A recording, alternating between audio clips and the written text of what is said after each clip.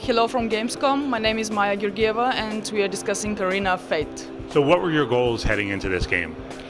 Our goals were actually multiple, but to summarize it quickly, we said that we wanted to make the next step in developing MOBA games by streamlining and reconsidering what is already existent and basically evolving the genre with a new title.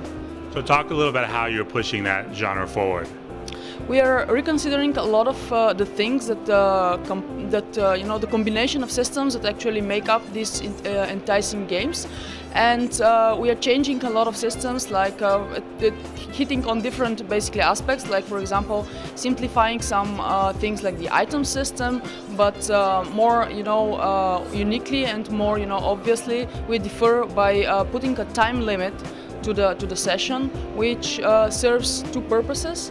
It casualizes the game a little bit because people don't have enough time, to play usually, and they would probably like and enjoy a shorter package for their play sessions. But also it adds to the drama and to the excitement of the game because it compresses it into a really action-packed fight and action-packed session. So we have put a time limit to Arena of Fate of 20 minutes, and that has, that has influenced many different aspects of the game as well. So talk a little about those influences. First of all, when you have a time limit, you would need a scoring system to determine who is, victorious at the end of the time when the time runs out. So this is something that we had to implement, and we implemented these objectives that provide the scoring system, and this made the whole game more team-oriented and objective-oriented rather than more personal and grinding oriented, which is different from the traditional titles. Also, this makes the game also more dynamic, because you're not only fighting your opponents, you also need to think about the clock and the time, and basically you're running against, you're fighting against the clock as well, right? So these are just a few things that actually derive from the time limit that we implemented, but they actually change the tone of the game and the pacing of the game significantly. Talk a little about the world that people will be fighting in.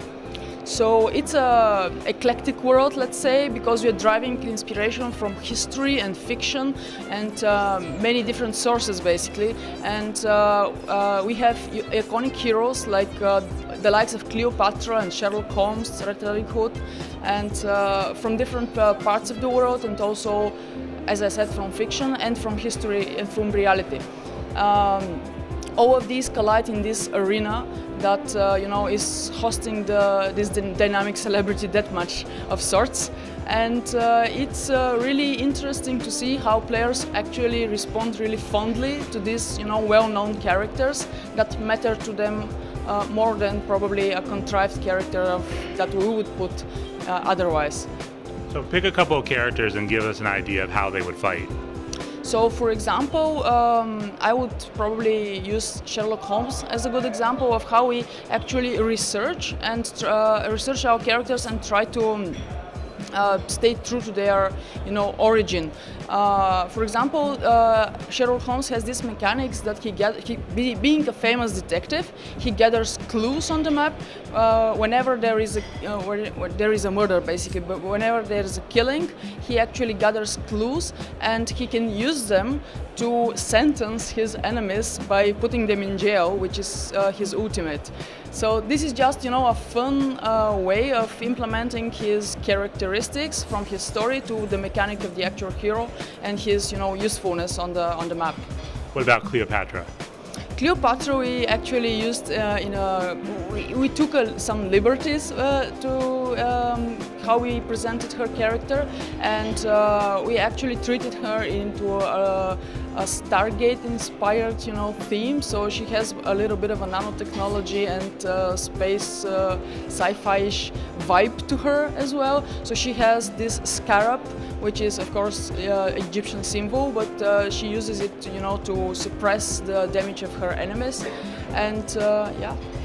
We've seen a lot of success with MOBAs in the esports space. Have you designed this game with that in mind at all? Of course, we feel that this type of games, competitive 5 versus 5 matches, lend themselves easily to this to competitive esport type of playing. So basically, this was one of our goals to keep the fairness and the balance of an esport title intact in the game. And also by adding these features like the time limit and scoring system, we actually feel that it's even more susceptible to esport than the current titles.